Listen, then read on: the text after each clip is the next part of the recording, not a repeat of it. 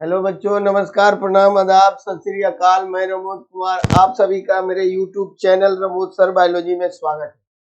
अब आइए, आज देखो जी, यहाँ लगा हुआ है थंबनेल पर बीज सीड। अब आप लोगों को बताते हैं सीड, ठीक है।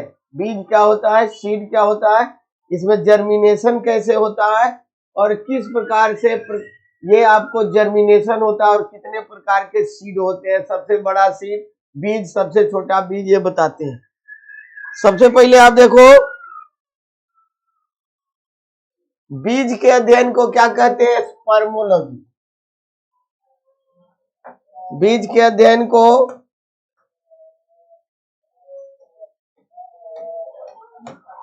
स्पर्मोलॉजी कहते हैं। क्या कहेंगे, स्पर्मोलॉजी कहते हैं। स्टडी ऑफ बीज इज कॉल्ड स्पर्मोलॉजी। बीज के अध्ययन को स्पर्मोलॉजी कहते हैं, ठीक है। उसके बाद देखो, ये बीज जो है निषेचन के बाद, निषेचन यानी फर्टिलाइजेशन, फर्टिलाइजेशन के बाद जो है ये ओव्यूल, ओव्यूल यानी बीजांड, फर्टिलाइजेशन के बाद ओव्यूल, बीजांड से बीज का निर्माण होता है। क्या चीज का निर्माण होता है, बीज का निर्माण होता है। एक दिन बताए थे, और इससे पहले भी आपको हम बता चुके हैं कि ओवरी से फल और ओव्यूल से बीज का निर्माण होता है, ठीक है। तो ओव्यूल बीजांड से क्या बनेगा, बीज बनेगा। क्लियर। अब देखो, बीज जो है, ये बीज में दो परत होता है। ये मान लो कि ये सीड है, तो ये सीड में दो परत है। बाहरी परत को बोलेंगे टेस्टा, टेस्टा, और अंदर वाले को बोलते हैं टेगमेन। बाहरी परत को क्या बोलेंगे, टेस्टा, और अंदर वाले को क्या कहेंगे, टेगमेन कहेंगे। तब बीज सीड दो परत का बना होता है। बाहरी परत को कहेंगे टेस्टा और अंदर वाले को कहते हैं टेगमेन। और बीज के अध्ययन को स्पर्मोलॉजी कहते हैं। निषेचन, फर्टिलाइजेशन के बाद ओव्यूल, बीजांड से बीज का निर्माण होता है। क्लियर। अब आप देखिए जर्मिनेशन ऑफ सीड। ये आप टाइप्स ऑफ सीड पहले पढ़ो, फिर जर्मिनेशन पढ़ाते हैं। टाइप्स ऑफ सीड, ये हो गया बीज के प्रकार। टाइप्स ऑफ सीड, ये बीज के प्रकार। ये बीज जो है दो प्रकार का होता है। कितने प्रकार का, दो प्रकार का। एक हो गया मोनोकॉट सीड, एक बीज पत्री बीज। मोनोकॉट सीड, एक बीज पत्री बीज। और दूसरा हो गया डाइकॉट सीड, दुई बीज पत्री बीज। दुई बीज पत्री बीज, मोनोकॉट सीड, एक बीज पत्री बीज। डाइकॉट सीड, दुई बीज पत्री बीज। बीज दो प्रकार के, एक बीज पत्री और दुई बीज पत्री। अब देखो, एक बीज पत्री किसको कहेंगे, तो वैसा बीज जो प्राकृतिक रूप से दो बराबर भाग में नहीं बटेगा। छिलका हटाइए, दो भाग में नहीं बटेगा, तो मोनोकॉट हो गया, एक बीज पत्री हो गया, ठीक है। जैसे धान, चावल देखिएगा दो बराबर भाग में नहीं बटता है। गेहूं, ज्वार, बाजरा, जौ, जई, मक्का, छुहाड़ा। उसके बाद छुहाड़ा के बाद हो गया लीची। लीची के बाद देखो कटहल, कटहल। उसके बाद बांस, घास, गन्ना। ये सब मोनोकॉट हो गया, बहुत सारे होते हैं, ठीक है। तो ये सब मोनोकॉट हो गए, एक बीज पत्री हो गए। और जितने भी मोनोकॉट होंगे सब में फाइबरस रूट होगा, रेशेदार जड़ होता है। मोनोकॉट में क्या हो जाएगा, रेशेदार जड़। क्या हो जाएगा, रेशेदार जड़ हो जाएगा, फाइबरस रूट हो जाएगा मोनोकॉट में, ठीक है। अब देखिए, द्विबीजपत्री किसको कहेंगे, वैसा बीज जो प्राकृतिक रूप से दो बराबर भाग में बटेगा। दो बराबर भाग में बटेगा, छिलका हटाइए, दो भाग में बट जाएगा, उसको हम कहेंगे द्विबीजपत्री। यहां मोनोकॉट में आप सिंघाड़ा भी लिख सकते हो, सिंघाड़ा जिसको पानी फल बोलते हैं, तो वैसा बीज जो प्राकृतिक रूप से दो बराबर भाग में बट जाएगा उसको हम क्या कहेंगे? डाइकोट सीड, द्विबीजपत्री। मोनोकोट एक नहीं टूटेगा नेचुरली, डाइकोट टूट जाएगा। आप चना को छिलका हटाइए, देखिएगा दो भाग में हो जाएगा। तो इसका एग्जाम्पल हो गया सभी दाल, जितना दाल आप खाते हो, चना, मूंग, मटर, खेसारी, रहर, उड़द, कुर्थी, उसके बाद सोयाबीन, उसके बाद तुमको हो गया सूरजमुखी, ये सब डाइकोट के एग्जाम्पल्स हैं। राजमा सब डाइकोट है, सभी दाल।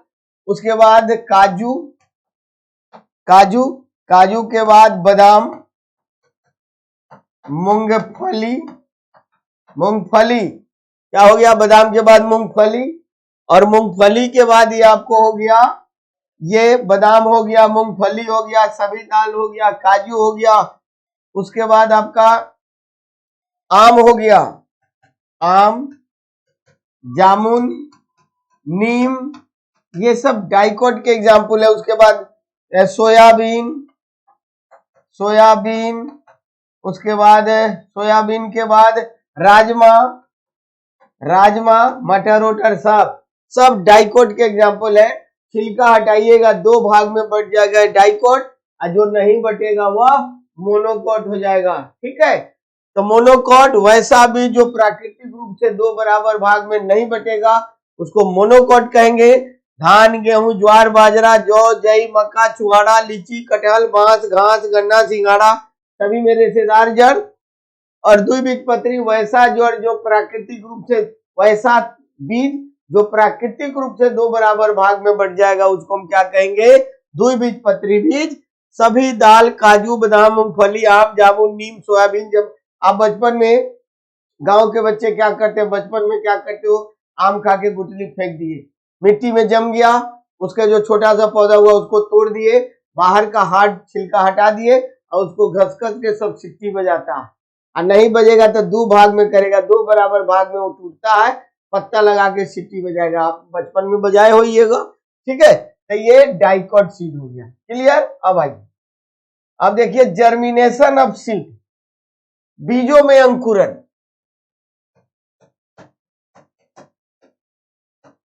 जर्मिनेशन ऑफ सीड, हिंदी इसका होगा बीजों में अंकुरन।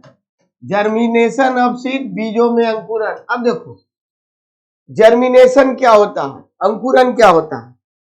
तो बीजों का निष्क्रिय अवस्था से सक्रिय अवस्था में आने की क्रिया को हम क्या कहते हैं? बीजों का अंकुरन कहते हैं। डोरमेंट, जैसे मान लो अभी आलू का सीजन है, आलू में देखिएगा पुराना आलू रूम में भी रख दीजिएगा तो उसमें लाफा निकल जाता है, लेकिन वही नया आलू में नहीं निकलेगा, उसका सीजन है, जर्मिनेशन का सीजन है। ठीक है, और यही अभी कुछ दिन के बाद मई जून में उसमें नहीं निकलेगा, खेत में भी लगाओगे तो नहीं होगा। तब बीजों का निष्क्रिय अवस्था से सक्रिय अवस्था, आलू अभी सक्रिय अवस्था में, गेहूं सक्रिय अवस्था में, अभी के सीजन में जो फसल रहेगा सक्रिय अवस्था में। तब बीजों का निष्क्रिय अवस्था से सक्रिय अवस्था में आने की क्रिया को बीजों का अंकुरन कहते हैं। और बीजों के अंकुरन के लिए जल, ताप और वायु, इन तीनों का होना आवश्यक है। जल भी चाहिए, ताप भी चाहिए और हवा भी चाहिए, टेम्परेचर भी चाहिए। आप देखिएगा मूंग और चना में तो सालों भर अंकुरन होता है, गर्मी में देखिएगा फास्ट अंकुरन होता है। क्यों? टेम्परेचर ज्यादा रहता है। और जाड़े के दिन में अंकुरन स्लो हो जाता है। क्यों? टेम्परेचर डाउन हो गया था। टेम्परेचर जरूरी है, तो इस चीज को याद रखिएगा। बीजों के अंकुरन के लिए जल, ताप एवं वायु, इस तीनों की आवश्यकता होती है। ठीक है, और मिट्टी एवं सूर्य का प्रकाश, मिट्टी एवं सूर्य का प्रकाश बीजों के अंकुरन के लिए आवश्यक नहीं है। क्या है? नहीं है। मिट्टी और सूर्य के प्रकाश की आवश्यकता नहीं होती। अगर जरूरत होता तब तो अंकुरा हुआ अंकुरन युक्त चना आप नहीं खाते, क्योंकि तब मिट्टी में लगाते, धूप दिखाते, आप रूम में पानी में से निकाल देते, उसमें जर्मिनेशन हो जाता है। तब मिट्टी और सूर्य के प्रकाश की बीजों के अंकुरन के लिए आवश्यक नहीं होते हैं। और ये जल और ताप, वायु ये आपको तीन क्या है, आवश्यक है, आवश्यक, ये आवश्यक नहीं है।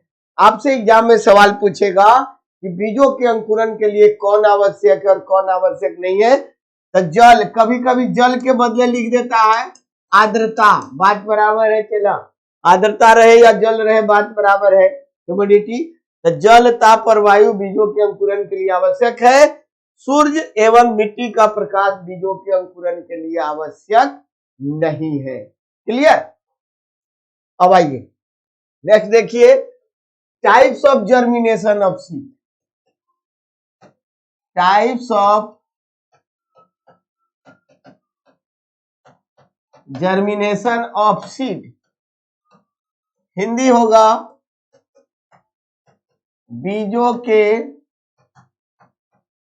अंकुरन के प्रकार। Types of germination of seed, बीजों के अंकुरन के प्रकार।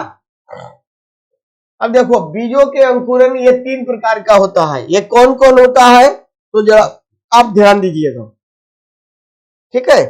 टाइप्स ऑफ अंकुरन ऑफ सीड तीन प्रकार के, हाइपोजियल, हाइपोजियल इसका हिंदी होता है औधोभूमिक, औधोभूमिक अंकुरन, अंकुरन यहां लिख दो हाइपोजियल जर्मिनेशन। दूसरा होता है इपीजियल, इपीजियल जर्मिनेशन, जर्मिनेशन यानी ऊपरी भूमिक, ऊपरी भूमिक अंकुरन। और तीसरा होता है विविपेरी, विविपरी, विविपरी, विविपेरी, विविपेरी अंकुरन होता है। अब देखो ये तीनों अंकुरन में कुछ ना कुछ अंतर है। हाइपोजियल का और इपीजियल और विविपेरी, हाइपोजियल में क्या होता है कि जब बीज लगाइएगा तो उसका बीज पत्र जब होगा, सीड कोट, ये आ जाएगा कहां, ये भूमि के अंदर में ही रह जाता है। यानी हाइपोजियल में बीज पत्र बाहर, छिलका जो होता है समझिए आप इसको ऐसे छिलका, तब ये बीज पत्र भूमि के अंदर में रह जाएगा। और इसका एग्जाम्पल आपको है, ये आपका एग्जाम्पल हम लिख देते हैं, ये एग्जाम्पल इसका है धान, गेहूं, मक्का, ज्वार, बाजरा, जौ और जई।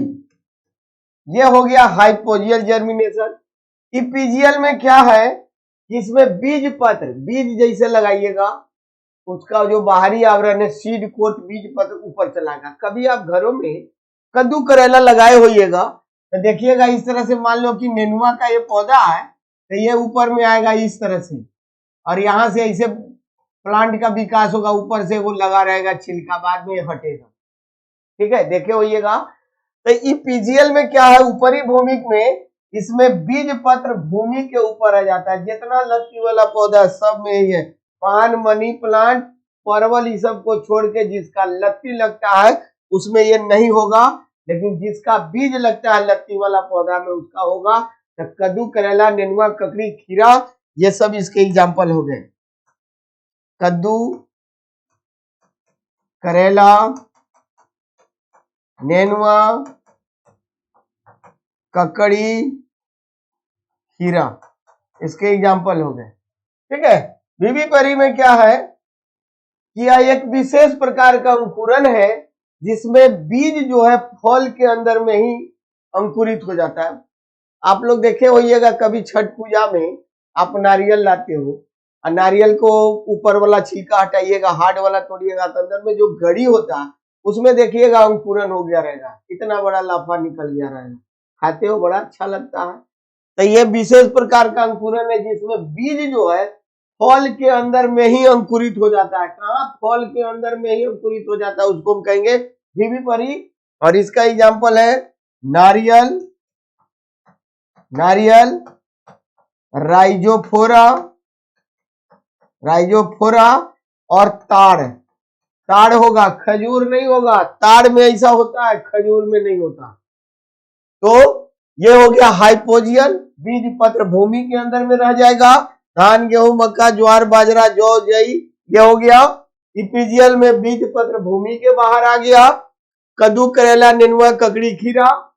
और बीबी परी में विशेष प्रकार का अंकुरन है, जिसमें ये फल जो है, बीज जो है फल के अंदर में ही अंकुरित हो जाता है। नारियल, राइजोफोरा और ताड़ इसके एग्जाम्पल। क्लियर? अब आइए, तो सबसे बड़ा बीज और सबसे छोटा बीज। तो सबसे छोटा बीज ये होता ऑर्किड।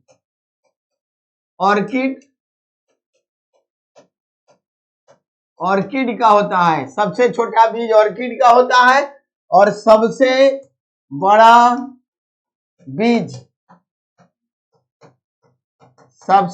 बीज ये होता है लोडोसिया। सबसे बड़ा बीज किसका होता है? लोडोसिया का होता है। सबसे छोटा बीज ऑर्किड का, सबसे बड़ा बीज लोडोसिया का। तो चला आपको लोग को ये, अब देखो फिर से मैं रिफ्रेश कर देता हूं इसको।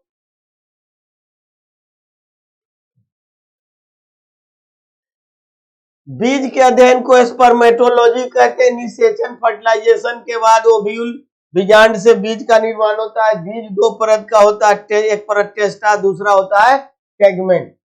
नेक्स्ट, टाइप्स ऑफ सीड, बीज के प्रकार। मोनोकॉट सीड, एक बीजपत्री। डाइकॉट सीड, द्विबीजपत्री। एक बीजपत्री धान, गेहूं। वैसा बीज जो प्राकृतिक रूप से दो बराबर भाग में नहीं बढ़ता, उसको हम मोनोकॉट कहेंगे। धान, गेहूं, मक्का, ज्वार, बाजरा, जौ, जई, ये हो गया। इसमें रेशेदार जड़ होता है। डाइकॉट में जो दो बराबर भाग में बट गया, उसको डाइकॉट कहेंगे। सभी दाल, काजू, बादाम, मूंगफली, आम, जामुन, नीम, लीची इत्यादि। उसके बाद जर्मिनेशन ऑफ सीड, बीजों के निष्क्रिय अवस्था से सक्रिय अवस्था में आने की क्रिया को जर्मिनेशन ऑफ सीड कहते हैं। और इसमें हो गया, बीजों के अंकुरन के लिए जल, ताप और वायु तीन की आवश्यकता होती है। सूर्य, मिट्टी और सूर्य के प्रकाश की आवश्यकता नहीं होती है। Next, types of germination of seed. Hypogeal, epigeal, vivipary. Hypogeal में बीज पत्र भूमि में रह गया। धान, गेहूं, मक्का, ज्वार, बाजरा, जौ, जई इत्यादि। इपीजियल में भूमि के ऊपर आ गया। कद्दू, करेला, नेनुआ, ककड़ी, खीरा इत्यादि। बीबीपरी में विशेष प्रकार का अंकुरन है, जिसमें फल के अंदर में ही बीज अंकुरित हो जाता है। नारियल, राइजोफोरा, ताड़ इत्यादि। उसके बाद सबसे छोटा बीज ऑर्किड, सबसे बड़ा बीज लोडोसिया। मेरा वीडियो कैसा लगा लाइक कीजिए, कमेंट कीजिए। और अच्छा लगे, अगर आपको कोई सुझाव देना है, अगर लगेगा कि इसमें और अच्छा हो सकता है, तो कमेंट कीजिए और इसको शेयर कीजिए और सब्सक्राइब कीजिए। थैंक यू, धन्यवाद। चलो।